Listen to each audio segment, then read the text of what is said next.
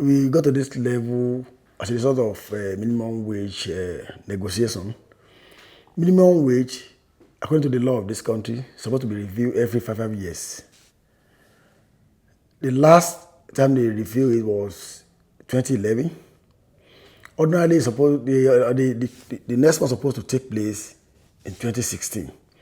But Labour, we are very, very considerate because of economic meltdown.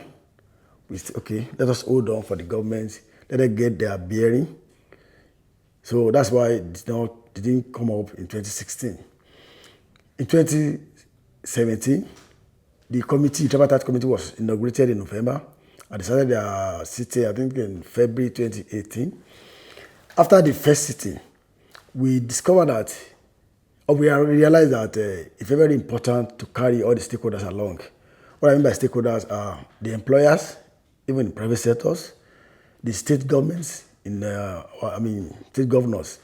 So because of that, the tripartite committee now started we organized what we call public opinion in our sixth political zone, the political zone in the country.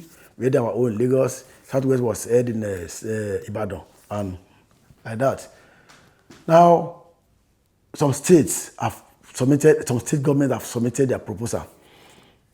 The private employers submitted their proposal. It means federal government to submit their own.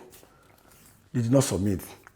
In February, if you recall, during the NSC 40th anniversary, the Minister for Employment, Dr. Chris Ngige, said it publicly that by September 2018, minimum wage will be implemented.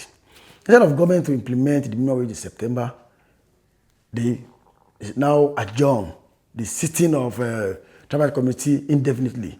The meaning of that is they are taking us for granted. If the tripartite committee wasted their time, their energy, the money to sit, and the minute they come and they say, okay, the committee sitting is adjourned indefinitely, you know the meaning. So that is why we said, no, we cannot take it. And you know the style of governance in this country. Now, there'll be general election next year. If maybe they want to use it to get our vote, if we cannot get it now, what will we do next year? If not all, if the ruling party doesn't win the election, the new party that come in will say, okay, oh, excuse me, I need my time. Let me get settled. For how long we need to prolong that? That is why we said, no, we are not going to take it any longer. About 3 weeks ago, we did a press conference. We gave a government 14 days ultimatum in line with labor law. Throughout the 14 days, nothing happened. So that is why we embark on this warning strike. We're asking for, as a proposal, we're asking for 66,500. Government has not come with their own figure. That is the problem. Federal government has not come with their own figure. You know, when you are negotiating, this is what I want to take. No, I can't pay that. This is how much I can pay. But as we speak, government has not given us any figure. It's a committee, tripartite committee. That is the government, the employer, and the employee. So the employer has submitted their own.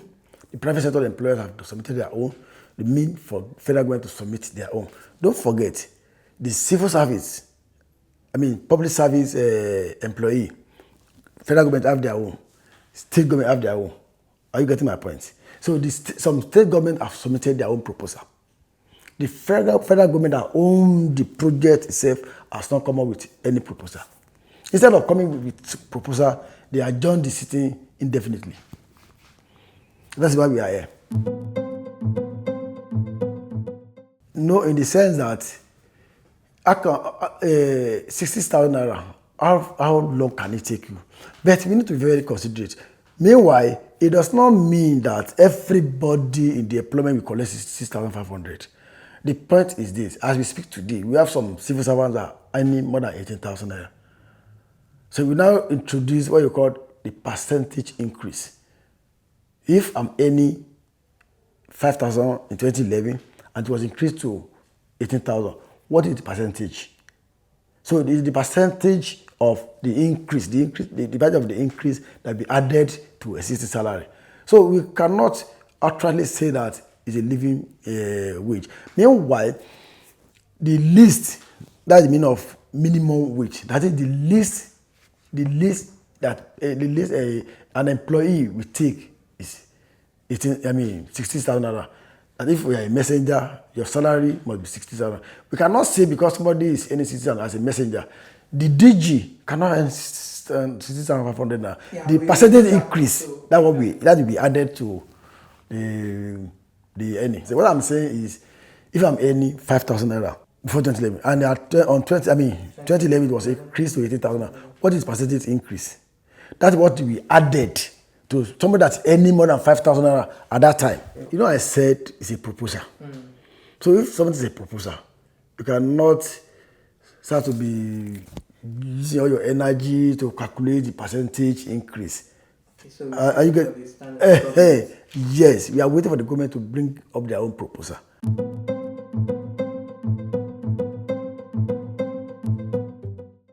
That's part of our struggle.